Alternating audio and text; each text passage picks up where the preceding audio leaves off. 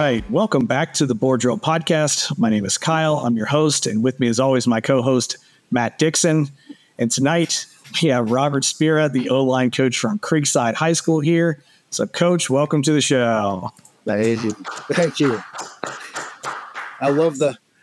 I'm glad y'all got the board working. We are slowly but surely becoming an actual podcast. That's what I'm talking about. So perfect. So Coach is here tonight to talk a little wide zone, inside zone with us. So tonight it is all O-line, all things. So Matt is the good guy. I am the bad guy tonight. We'll see how this goes. So Coach, go ahead and start us off. You can start rocking through the wide zone, inside zone. All right, let's go. So let me go ahead and I probably should have done this beforehand. And Kyle, I am so excited for this. We finally get our offensive line episode. I'm geeked up and ready to go. This is good. Yes, sir. And you finally get to be on the other side. We've had all these defensive episodes, and Kyle's been, this is great. You're on the other side now. But so here we go. I think I can talk it with you guys the best of it. So, I love the visual. Oh, yeah. All right, take it away. Y'all can see it? Yeah, we're good. All right, cool, awesome. All right, I'm Robert Spera. I'm the offensive line coach at Creekside High School. So today we're just going to talk wide zone, inside zone. I got a couple clips pulled up, but we're going to go over all the rules and everything first. Just quick contact information. Anyone who wants to talk to me, I love talking ball all day, every day. It's a Twitter, cell phone number. More than welcome to get it. So why wide zone? Sean McIntyre was on the podcast with y'all a couple episodes ago, talking about how we made this shift from a gap scheme, power, counter, and that's all we did. Well, I'm going to cut in here, but to the tune of 300 yards against me in one time. So this will be super fun to listen to. Correct. Yeah. We started to get a little bit smaller. We never were massive. But honestly, we got a little smaller. We've never been big, massive. Everyone's benching 300 pounds, maulers up front. Heck, you look at the picture on the left-hand side, number 50, there was a 3-year starter, and he was 5'10", 240 at his biggest. So we said, me and our office coordinator, Ricky Barnes, sat down. We're like, we need to do something where we don't have to be big people movers. And that's kind of where we landed on wide zone, inside zone. This is something near and dear to me. I've been studying this for a long time. Even before we added it at Creekside. So this is something I put a lot of hard work into. So again, why the play? It's fast and it's physical. When you're looking at teams that run wide zone really well, back in the day, your Oregons, your Miamis, the whole point is to stretch a defense and then cut it up vertically. Hopefully, when we show some clips here, we'll see that. A lot of people think wide zone, you're just getting off tackle and hopefully a corner misses, which we don't block corners, that's for sure. Because, Kyle, you put your worst tacklers at corner. I played corner for the record. I wasn't a good tackler. I wasn't a good tackler. That's correct. Coach. That's not right. That's what I'm saying. You put your worst tacklers at corner. You don't block them. But the way we run it, we try to get as many doubles as humanly possible. We'll get 2, 3. Heck, if we have double tights on the field, which we don't go into too often, 4 double teams. And this has really limited our negative yards. A play side tackle gets blown up, our running back most of the time is going to fall forward for 1, which isn't the best run in the world, but it's better than going backwards 3 yards. And like I said, that last part there can be run by anybody. This is what we do. This is what we major in. It doesn't matter if next year we end up being 6'6", 300 pounds across the board. This is what we're going to do. And this past year, we were with very small linemen. We probably averaged 5'10", 230, 40 pounds. Biggest kid was our right tackle. I mean, he's a big kid. He just got an FAU offer. He's 6'3", 280, but everybody else, our left guard at at his biggest is 5'9", 230. So we're not very big at all, and you'll see that with the clips here today. But this can be run by anybody. So I want to, in my opinion, any good offensive line coach, when you're talking about run schemes, should be able to tell you what every single position is doing on that specific run play. And I want to start with the running backs first. They need to run without the ball for their first 5 steps. And what I mean by that is they need to not look down. They need to not look at the ball. They need to be reading first down linemen, outside the tackle, head up to outside the tackle, to the next one. You go to a 4 down front, you've got a 5 technique and a 3 technique. On the left, you're running wide zone to the left. You're reading that defensive end to that 3 technique. And you get 5 steps. Okay. You get 5 steps. On that 5th step, you are cutting the ball wherever the offensive line blocks them.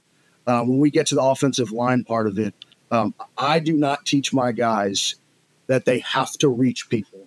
They are blocking them on angles that they find them on. So that running back is making that cut on its 5th step.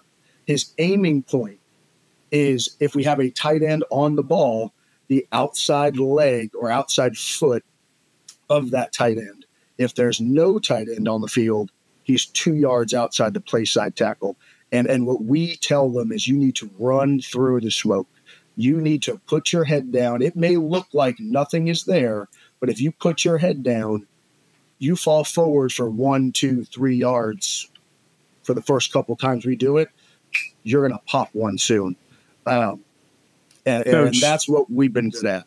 Yes, Quick sir. question. Are you guys running this at a pistol, at a under, at a gun? What are you guys typically running at, or everything? We have primarily been in pistol, but we have done it from gun, mostly from pistol, though. So to me, it's an easy way for him, the running back, to get downhill as fast as possible. By the way, I never said this before. This is stuff I've stolen from 10 people. You go watch anybody that runs wide zone from gun, they get very flat, and it's harder to make that cut on that 5th step. So we are primarily out of gun. Yeah. Or pistol. Pistol, yeah. Yeah. Quarterback turn, if you think about a clock, okay, they're turning at 5 or 7, and they are open and reach. Their biggest job, and something we as a program and an offense need to get better at, is holding our quarterbacks accountable for their fakes. Their job's easy. Give the ball to the running back, let that dude be a dude. But they need to hold at least one defender. Most of the time that being that backside defensive end. Because if we can't hold that dude and he's just screaming downhill, we need to come up as coaches with our next answer, whether that be boot, jet, a reverse, what have you. We have plenty of tricks in the bag. But he needs to hold at minimum one defender, preferably 2. If we can get an outside linebacker to chase, that would be fantastic. But his job is to hold at minimum 1 defender. And again, like I said, we need to get better at that. We need to get better at teaching our quarterbacks to snap their eyes around, look at that backside C gap, and see if things are chasing. Because the best thing I heard about it with quarterbacks, Coach Kadudi out in Texas, I can't remember where he teaches or coaches now, but he always talked about snapping your eyes around, checking the C gap. You should be basically, the quarterback should signal to the sideline, hey, we're ready for a boot, we're ready for a jet, we're ready for something else. So holding them accountable on that aspect is probably the biggest thing the quarterback has to do. Mm-hmm. Identification. So we will identify linebackers, like who we're doubling to, inside out. The center knows he is looking for the first play side linebacker, which we call the ID linebacker, from his outside play side eye out. So in this scenario here, we got a 4 down front. We've got a 5 technique, a 3 technique to the right. We got a double 3 on the left and a wide 9. So right here, our center would come out and go ID 28, ID 28. That signifies to everybody else who they're working to. Our Y is always the alley or +1 defender. And our backside double, in this case, between the left guard and the left tackle, will be working to our -1. So this is just, you have to start here. They have to know who the combinations are actually working to. If the scenario came up and that +1 linebacker decided to walk up into like a threatening position, our offensive line knows we are still not blocking that dude. That is still the wise guy. Or if we're in 10 personnel, we'll throw something off of it hot. But they know that they are blocking the box. The offensive linemen are blocking the box. That's all that they are worried about. They worry about nothing else. They block the box. 3 down, again, same thing. We're blocking the box. So in this case, we've got an Okie front, a 4-eye, a 0, a backside 4-eye, 2 inside backers. So again, center knows first linebacker from play side eye out is our ID. So in this case, it would be 13. And then the -1 is 25. You can't see the +1 on the screen right now. But the +1 would be the first linebacker. Again, play side, the ID linebacker. Whatever it wants, the offensive lineman's rules, right? All the fancy stuff's out of the way now. The biggest thing I teach my guys is they have to be decisive. They are taught to get vertical. When I'm watching film, I look to see if I can see their numbers on their backs. If I can't see the number on their back, they've turned their shoulders and hips. And I'll talk about shoulders and hips in a minute. They've turned their shoulders, they've turned their hips too far, and that'll allow a defensive lineman to backdoor them. So we try to keep our shoulders and hips as square as possible. Are they going to turn? Sure, they are going to turn. But as square as humanly possible and attack vertical. And that's the big thing. We're not trying to dance around people. We're trying to get vertical through the cylinder of defenders. And again, when I'm talking about a cylinder, I'm talking about their body, basically from armpit to armpit. That's where we're looking to attack. And again, we block them on the angle we find them. That last part there, you do not have to get the reach. If you get the reach, great, but you don't have to get the reach.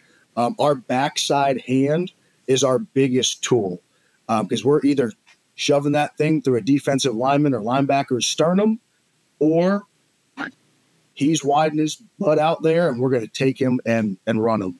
And let that back, like I told you, on 5th step, make the cut. The back's job is to make the offensive lineman right. The offensive lineman's job is to make the block decisive. Okay. I don't overcoach the first step. The biggest problem I think I've seen people do with this play is they worry about and use terms like a bucket step. They use terms like you have to take a 6-inch step. You have to do this. You have to do that. Well, that changes depending on the technique that you get. If they're in a wide, if I'm the left tackle and I get a wide 9, my first step is going to be different than if he was a tight 5, or if he was a 4-eye even. My step is going to be different. So if you coach that first step too much, you're going to get basically this lineman taking the same thing over and over and over again, not adjusting to different techniques that they have. The second step is where we spend a lot of time. Because if this second step isn't vertical, I have there through the crotch with the knee. If that second step is not vertical and is not through the defensive player's crotch, you have no chance to even get a reach. You don't have any chance to get any vertical push. So that second step is the big key that we coach our guys up front with. That second step through the crotch, getting vertical to the cylinder of the defender, working our backside hand. And here in a second, when I talk about covered, uncovered rules, we'll talk more about that backside hand. Speaking of, Coach, real quick. Yes, Coach, real quick. Can we talk about why you try to put the knee through the crotch on the second step? Why is that the determining factor there for you? Yeah, so the way we put our face, the way we put our hand, the second step through the crotch, it really gives them, honestly, just gives them a vertical landmark. You could tell people, our linemen, hey, get through the play side foot if you wanted. But again, that is widening. You're crossing your feet. In my opinion, getting through the crotch, I use some terminology with them that I won't use on here. No. We want to hear it. You're with coaches. So, fair enough. I didn't know the cursing protocol on this one. You're good. I can check explicit. We're good. Yeah, all right, perfect. Basically, perfect. The bleep. There you go. Basically, I tell them, pretend there's an old man and his nuts are hanging on the floor. Your job is to step on his nuts, right? And that's straight down from the crotch. It gives them that vertical. I thought that would be a good one. That gives them that vertical aiming point with that second foot. We're good there. That's leave that out. We're good. That's the most descriptive thing, Coach. We're clipping that. No, I'm just kidding. Perfect. Hey, do whatever you want. And Coach, from my experience, when you tell them to take the backside knee through the crotch, you're also accounting for, in that first step, the defender moving, in my experience. Correct. So it's a dynamic point, not a static point that you're moving towards. Right. And it's not a pre-snap point. It's while that defender starts to move. Correct. And I've got some clips on here where we'll look at movement, and you'll see I think it's our tackles and our guards really work through that crotch, even though it's moving, right? Like you just said, it's moving. But again, that moving landmark really helps them out. But yeah, that's our moniker. Love it. A lot of crotch talk here on the Board Drill podcast. There you go. So covered rules. We have covered and uncovered rules. What I consider covered is anything head up to play side, anything, whatever technique that may be. You need to know, though, like an offensive lineman needs to know if they have help. And that help comes from the inside. And what I tell them is they can't get beat outside. If I'm covered and I have help, I have somebody coming to help me, I can't lose outside. Because if I lose outside, well, then there's no reason for us running wide zone. We might as well run inside zone because you're kicking them out anyway. So we tell them not to get beat outside when you're covered and you have help. That changes a couple landmarks. Backside hand, like I told you before, is through the sternum, knees still through the crotch, but our screws of our helmet go through the play side armpit. That helps us get wide. It helps turn our hips or our shoulders exactly where they need to be. If they don't have help, and a lot of the times this is your tackles, your play side tackles, they can't get beat inside right away. They'll lose outside, or excuse me, inside. That's fine, because you do have help from slants, and we do drills to help them work on slanting linemen. But you can't get beat inside right away. You've got to, at minimum, throw your knee through the crotch, your backside hand, trying to get to the rib cage, but now that there's a slanter, it's going to get through the sternum. But they're told not to get beat inside right away. Again, backside hand, instead of it now going through the sternum, is now going to attack the rib cage. We talked about this earlier. God, you didn't work with Jeff Nettles, but I got this from him from Oakleaf, years ago. He called it a hook it hand. And you were trying to hook that defensive lineman's ribs with your backside hand when you have no help. Because that's going to help you work him out if need be. But again, knee is still through the crotch. Our screws, instead of going to the play side armpit, now go to the play side via the neck. Give them a little bit of a bigger target to hit. instead of that armpit. Now it's a bigger, more body-focused target. If they're uncovered, they are on a 3-step progression to the nearest play side D lineman. They are our 3-step progression. They are running it like they're covered, if that makes sense. They're running it to where they're running to the exact same landmark a covered lineman would run to. So again, same type of thing. I'm running to that play side via the neck, and I have to make a decision. And this takes this part of wide zone takes a lot of reps to get kids to see the things that they need to see. We do a lot of 1, 2, and 3-man pods.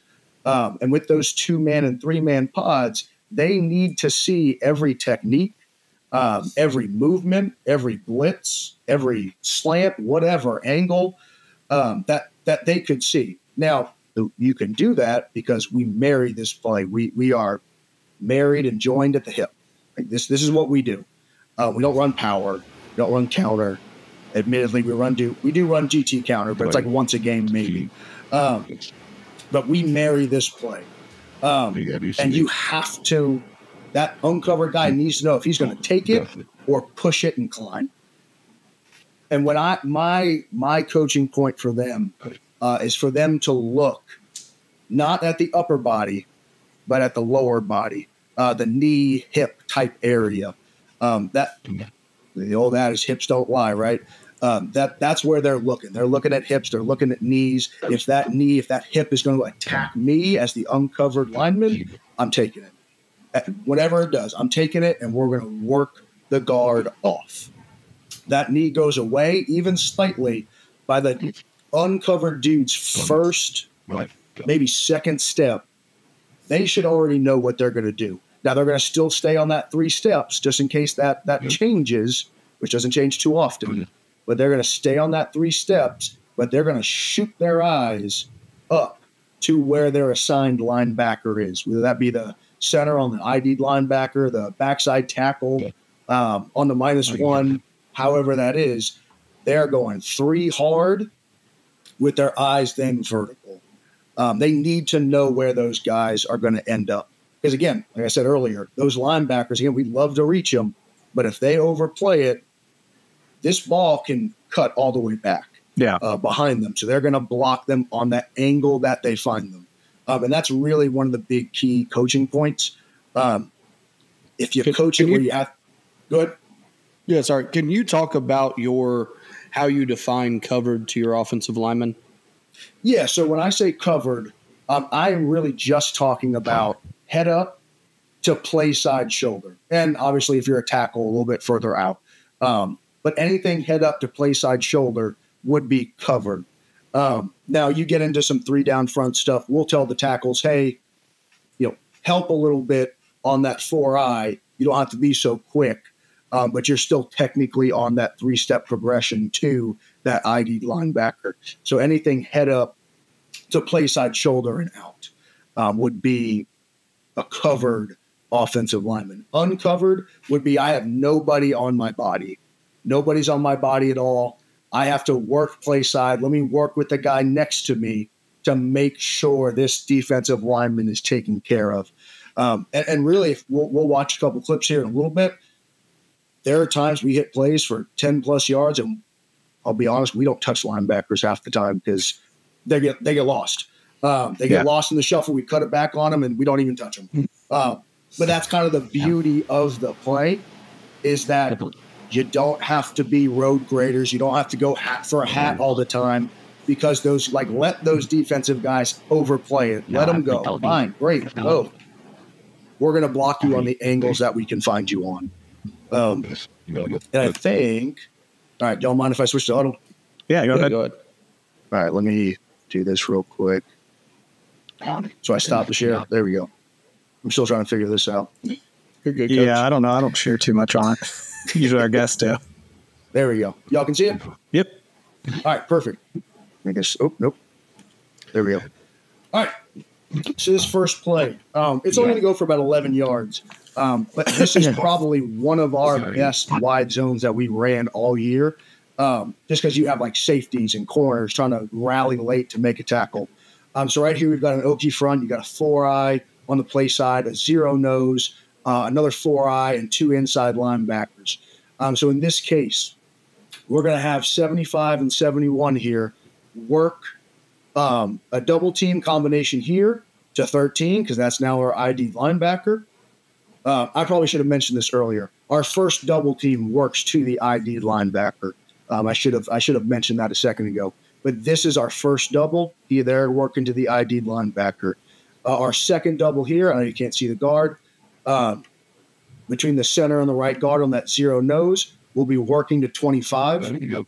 I tell this backside tackle in this 3-down look that you have to get this thing at least attempted to be cut off. If you can't reach it, you need to work this thing as flat down the line as you possibly can. In this case, you're going to see him jet out. So we get him going vertical. But that's what we tell them. So we kind of roll this thing through. They're kind of moving around. Oh, they're shifting all over the place. We still know where we're going. We still know where that combination is going. Heck, we didn't block this kid. He fell. He tripped. He tripped over the D lineman. 75 ain't blocking nobody, okay? But we still are cutting this thing up. This kid, this running back number 1, makes his cut on 5, gets vertical, and we get a positive gain, okay? Again, we're doing all that spin move stuff and all that good stuff, but now we're getting up to safeties. We're working vertical. And heck, 70 put a kid in the ground. He doesn't do that too often. He's only like 220 pounds. But like I said, I mean, you look at these guys that we're playing, talking about anyone can run this play. This kid's big. That 100%. He's a big kid. He's 5'9", 200 pounds. He's 5, maybe 10, 230. He's maybe 5'10", 220 pounds. Like, you can't see the guard, but he's like 5'10", 250. I mean, like, we're not big. Which I personally, when you're running this stuff, I love it, because you get these guys, these little bit more athletic kids, which I don't think anyone's ever called the Creekside kid athletic, but that's neither here nor there. We move very well. You look at 71, his hips are on his target, but I can't get the reach. That backside hand is rolling through, just pushing that kid over. He's pushing him over. Okay. Go to this next one here. Get a 4-down look. So, and if you watch the running back here, this is why we need to make our cut on 5. This is actually not a very good job of this running back at all. He eventually makes his cut like after he hits the tight end in the back, which obviously is no good. But this is a great job of the look where they're going to go and slant inside and jet this guy over. So real quick, Coach, let's just define it for everybody who's listening. They're 20 personnel sniffer. Yep. They got double 3s and 230 backers, and he's talking about they're going to run, wide zone to the right here, and the 3 and the 5 there are going to pirate, and then they're going to get a gap exchange from the linebacker. Correct. Thank you. When I get going, you're good. That's stuff. Why we do this. Okay, we're the hosts. Perfect. We're supposed to catch that. You're supposed to talk ball. All right, good. So they're going to be slanting inside. And we're going to do a good job picking this up. We're going to get a nice wall here and a kick out here. So we should have a play vertically through this too. But this is where if the running back doesn't make his cut on 5, where it gets strung out and you get a gain of, we get 3 here. Okay. Which to me is a bad run. When you run this play bad and you get 3 yards, it's not bad. I would love it to be more than 3, but a 3-yard run is pretty good. So we go through here. What I really love, if you watch the right guard, is after he gets his second step through the crotch, his eyes immediately go here. They're not going vertical. He is checking next guy out. So now he checks, that dude's coming over. That's 5 technique. He's got something to take, and he's going to work over to take it. Again, the tackle, He knows he cannot get beat inside right away. So he posts that dude up. Now his footwork's terrible. Okay, footwork's terrible. But he gets it posted up. We get to the second level. He gets knocked over. Okay, but again, we're stringing this thing out. All right, let's see. We're 1, 2, 3, 4, 5, 6, 7, 8, 9, 10. All right, let me get up the field, hit the tight end in the back. Okay, like that's no good. That's not what we want. We want this thing getting vertical now. Like he should be attacking the tackle's butt. And if he does, we're one-on-one with the safety. And listen, again, Kyle, no offense. I know you were a DB, but you know, I'll take our best athlete on a corner or a safety all day. You know, it is what it is. But we've got the whole box cut off, and we should be rolling. This should be at minimum a 10-yard gain, in my opinion. This should be a minimum a 10-yard gain. Because we string it out too long, these guys can eventually start making their way into the mix. Safety's not one-on-one anymore, and we get 3. Okay. Go to the next one. It's Mandarin. All right. This is a really good look of a 3-step progression. Again, reading this backside knee. So we've got a 5 technique. We're going to go wide zone to the right, a 5 technique, a 3 technique. Now, what I will say, this is where game planning comes in, obviously. The right guard's going to do a terrible job here. He should see 8 had been in about a 10 all game when there was a 3, but all of a sudden he's out here at almost a 40. We should be alerting for a slant here. The guard kind of ducks his head, and number 8's going to be free. But the center does a very good job reading this backside knee. You'll watch the front side tackle, the right tackle. The backside hand is really good. It's going to be fast. It's going to be physical, and it's going to be right through his rib cage. Because, again, he's covered, but he knows I don't have help. I do not have help. The guard, the front side guard, the center, they're working a combination. I don't have help right away. I can't get beat inside. Okay? So we kind of roll through. Bam. That's good stuff right there. You watch that backside hand, whack, right in the rib cage, and 21 is almost fully erect at this point. And sorry, my bad. He's fully erect. Maybe he is. I don't know. What Coach is trying to describe is that his offensive tackle has just stood up the end. That's a great backside hand punch, Coach. And a lot of offensive linemen, it takes a while to teach them to keep that backside hand out of it until they're ready to throw that punch. You know, the young guys, they want to reach and they want to try to get their hands on right away. It takes a long time to teach those kids. Keep that backside hand off as long as you possibly can. Correct. So yeah, I mean, this, and we work this all the time, especially in the off season. We'll get mid balls, and we'll take our steps. And I will force my guys to just use their backside hand and force them to go under that ball. So again, this is a very labor intensive play. That's one thing I do want to stress. It is very labor intensive. You cannot just kind of go out there and go wonder, I know we're a power counter team, but we're going to run wide zone today and see how it works. You're pissing in the wind. You're not getting nothing. But this is just a great backside hand, snapping that thing off. Like you said, waiting on those hands. You watch the right guard, he's reaching, right? He's about to face plant.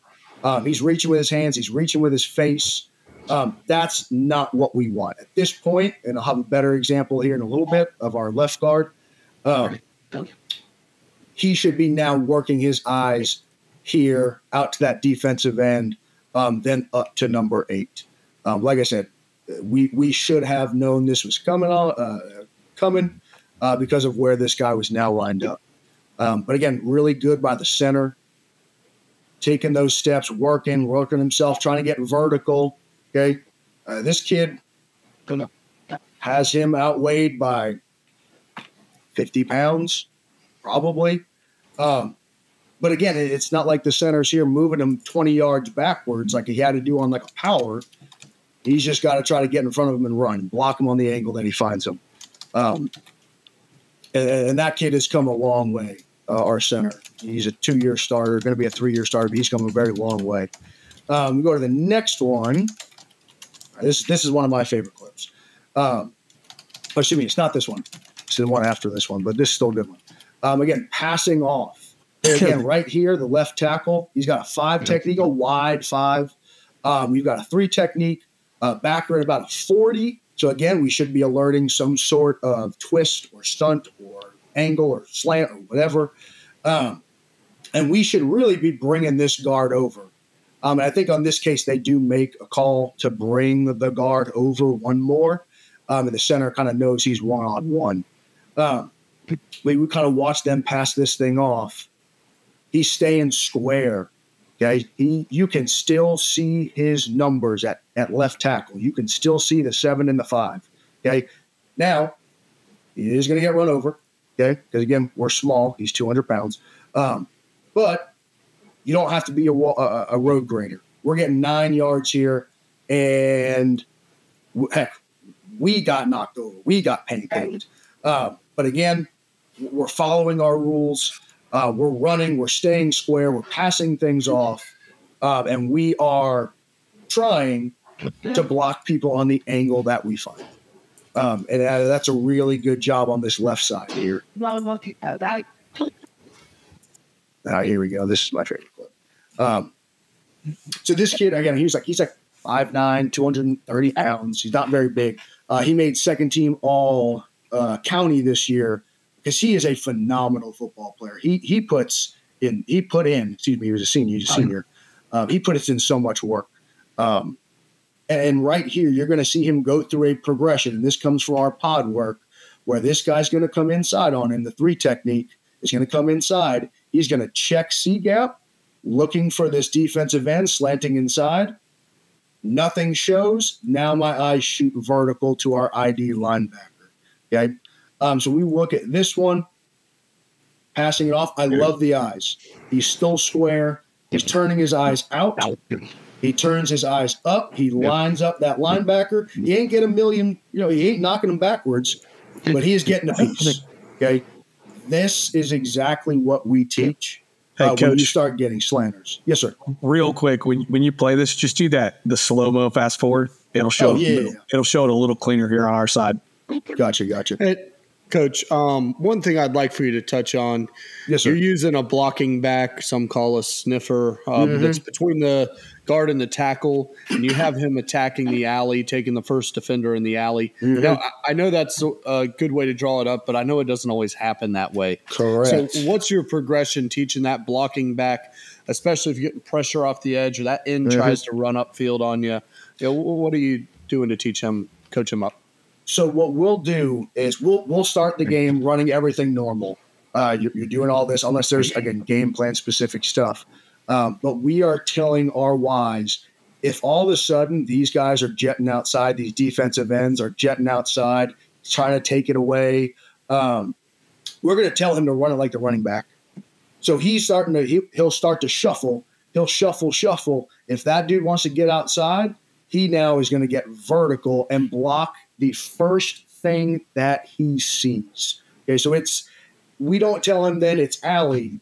It's if that's our next progression, you're blocking the first thing that you see. I don't care if it's a safety coming downhill. Heck, I don't care if it's the ID linebacker who showed up. You block the first thing that shows. If we're getting a lot of edge pressure, we tell him there's no read, there's no nothing. You just go. You go and get out there. Now, we have an insert. We don't run it too often, but we will run an insert. And on our insert plays, excuse me, we are basically just telling the Y here, number 10, he's responsible. I'm sorry for the bad handwriting. Responsible for the ID'd linebacker. Now, how he gets there is up to him. I tell him, take the path of least resistance. In this case, if I was him, I would run this like, your old ISO plays where I'm coming inside out. Okay. But that's kind of like our next progression. If we're starting to get a lot of edge pressure, so say we get a lot of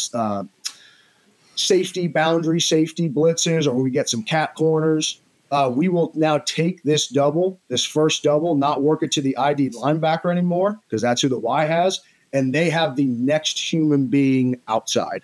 So maybe that's the safety, maybe that's the corner, whoever that happens to be. The tackle's job is to look at safety and corner, so that they're going to communicate with each other. Hey, let's all go out here. The center is he ain't really got to worry about a slant now. He's just coming to knock the piss out of this 3 technique if we're running our insert play. Does that answer your question? Yes, sir. Awesome. I think I have one more. Oh, okay. So when was it? Last year, I think, or 2 years ago, we went to Coastal Carolina.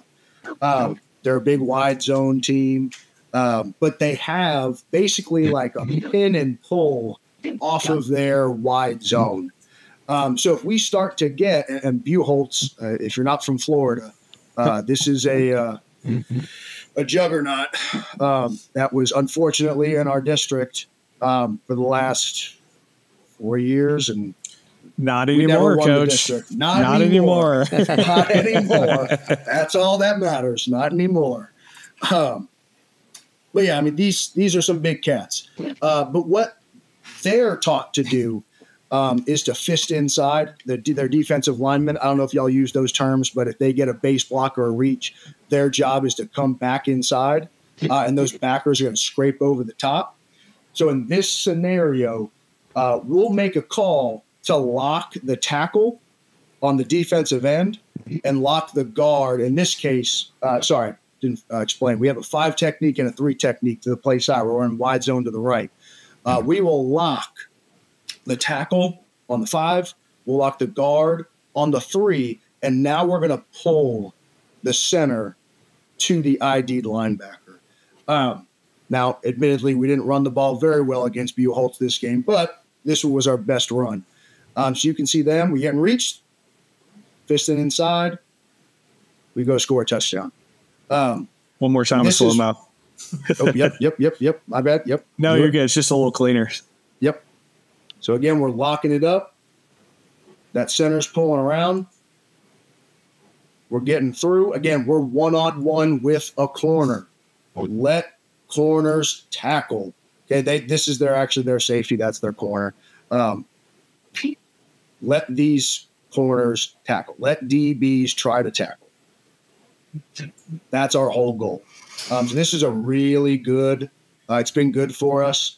A little mix-up when we start to get some scraping teams that want to stop us from running wide zone.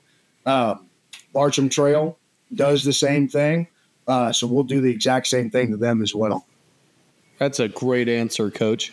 Something that we always struggled with the stretch play, the wide zone play, was that the linebacker getting over the top and us just running and just end up trying to push everything. So if you're not trying to push everything, what a great answer to pull the center, lock it up front side, and now you have an athlete to get out there in front of it and make the block. Correct. Yeah, it's like I said, it's been great for us. And we'll do it. I'll show you another one here in a little bit against an Okie front. We'll pull the guard. We'll pull the backside guard. Heck, there's times we pull the backside tackle in different folding combinations. Really, and I tell my guys, we can call it from the sideline. We can call this play from the sideline. We have names for it. But I tell them if they feel that they need something, go ahead and call it. I will not be mad at you if you have an explanation to why you did X, Y, or Z. Why did we lock and pull? What was the reasoning behind it? So I give these guys freedom to do that. Like I said, we call from the sideline. Who called it on this play, Coach? Did you call or did they call it? No, I called it. It went for a touchdown. That means I called it. No. This is the center. The center does a really good job. He knows. He's a very smart kid. He's a very smart football player. He knew this entire week that that's what they were doing. And he came to me, I think, on a Monday, the Monday right before this week, and said, "Hey, can I just pull?" I was like, "Hey, sure, you want to? Go ahead." We were going to talk about that later in meetings that day, but yeah, go ahead. I'm glad that he came up with the answer before I had to come up with it for him. Which again, Coach, giving those kids that ownership.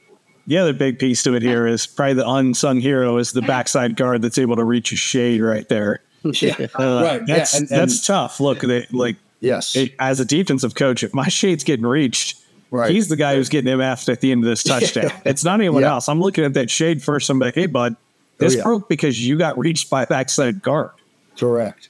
And like I said, we didn't do that too often this game, but thankfully, is that their stud? Thankfully, that's not their stud. Surprisingly, they had a kid bigger than that one who should be playing at Alabama. This one's playing at Florida, number 8. Yeah, he's 8-2. They were a nightmare. We wish the worst upon him. Yeah, well, yeah.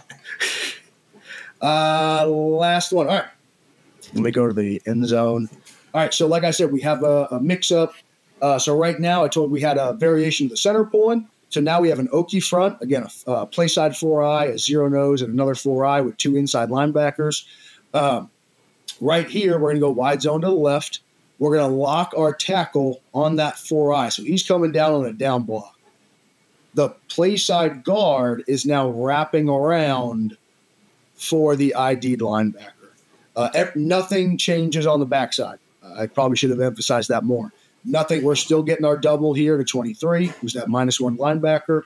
We're still ripping and running through here, trying to get that thing cut off.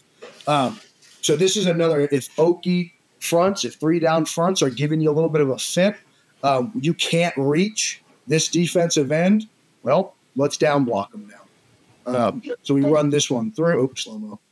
Let me go back. We'll run this one through. We're getting up there.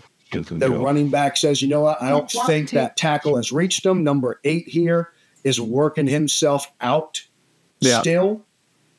Let me cut it right up underneath. Whoop. We just got a piece of number 23, that -1 linebacker, but he ran himself out of the play. He's gone. He 100% overruns this. Yeah, he overruns it. He's got no chance. We just barely get a push, but we're still up the field vertical, gain of 20. And what a great cut by your running back. I'd attribute that to why that linebacker overruns it. Those shoulders still pointed at an angle. He puts his foot in the ground. He gets upfield. Excellent job there. Yeah, I'm going to give the same coaching point back. The linebacker didn't keep his shoulder square. That's why he overran it. So True.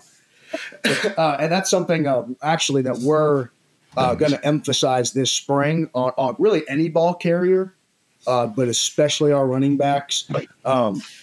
We are going to teach them to bring the ball to the block. Oh, goodness, who did I hear that from this year? I can't remember. I heard it on someone from the Glacier Drive video. But they talked about bringing the ball to the block. In this case, like we said, the running back is stretching. He's making that linebacker overrun it, and then he's making his cut. We are going to emphasize that a lot more with all of our runners, all of our ball carriers, but especially our running backs. It's really going to help us block more efficiently, if that makes sense. Getting that ball to that block and making a cut. Defensive guys, right? If you're on the perimeter, you threw a bubble. They want to have everything come back inside. So we, as a receiver, for example, are working to that outside armpit. We're working to that outside shoulder, trying to wheel him off. Well, if I can bring that ball to the block, it makes my job as a ball carrier easier, and especially makes the receiver, the blocker's job, a lot easier as well. But again, it's all working in unison. And again, I can't overemphasize it enough. You have to marry the play. You can't just dabble in this play. There's a lot of plays you can dabble in, This is not one of them, in my opinion. You have to marry it. You have to be all in to get results like we have here. And I think, yep, that's my last wide zone clip. So if y'all are good, we can go to inside.